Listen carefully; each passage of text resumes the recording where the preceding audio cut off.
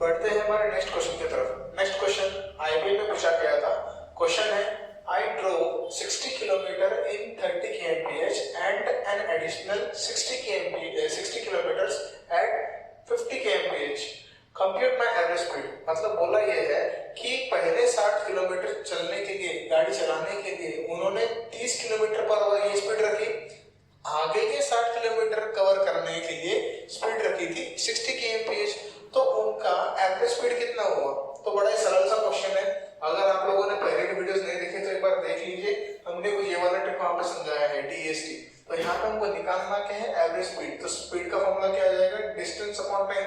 अब यहाँ पे दिक्कत क्या आने वाली है कि यहाँ पे डिस्टेंस कौन सा लेना है, ये वाला 60 है, ये वाला 60।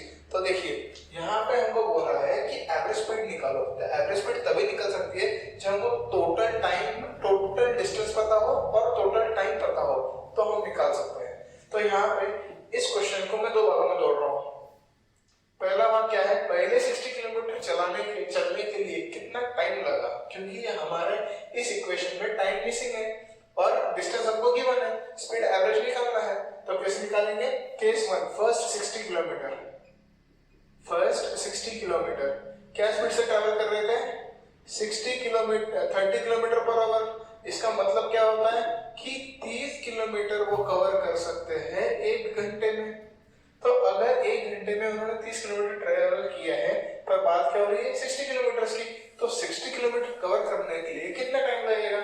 सिंपल है, दोनों साइड में 2 से मल्टीप्लाई किया तो आ जाएगा, क्योंकि 2 × 30 is nothing but 60 जो मुझे निकालना है।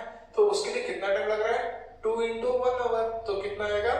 60 किलोमीटर। अभी इस आवर को मिनट में कैसे कन्वर्ट करें? 1 घंटे में 60 मिनट हो गए, तो 60 मिनट हो जाएगा यहाँ पे।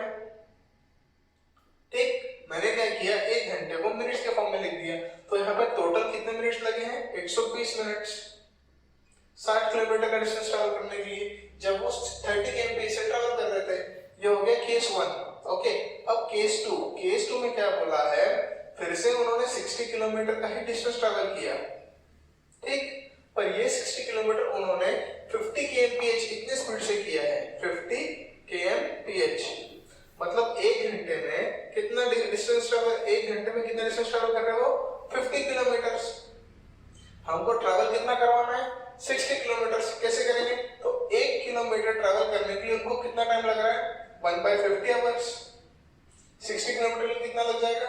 दोनों साइड में 60 से मल्टीप्लाई कर दो, तो 60 डिवाइडेड बाय 50 इनटू 1/60। अब ये 1/60 क्यों आया? सॉरी, यहाँ पे आएगा 60। अब इनटू 60 मैंने क्यों किया?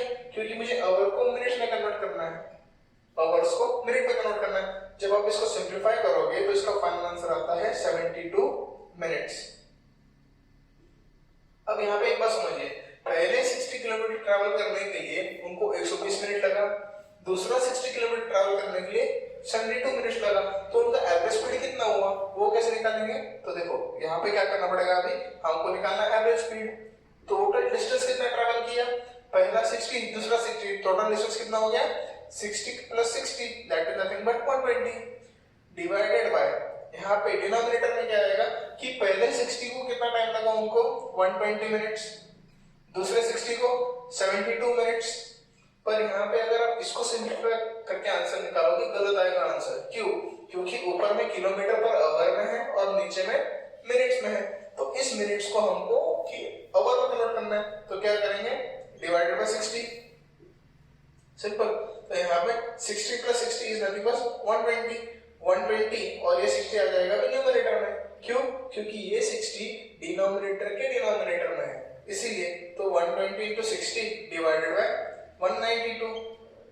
अब सिंपल सा मैथमेटिक्स है, इस मैथमेटिक्स को जब सॉल्व करेंगे तो आंसर आएगा 37 1/2 या 37.5 मिनट्स, नहीं 37.5 किलोमीटर पर आवर।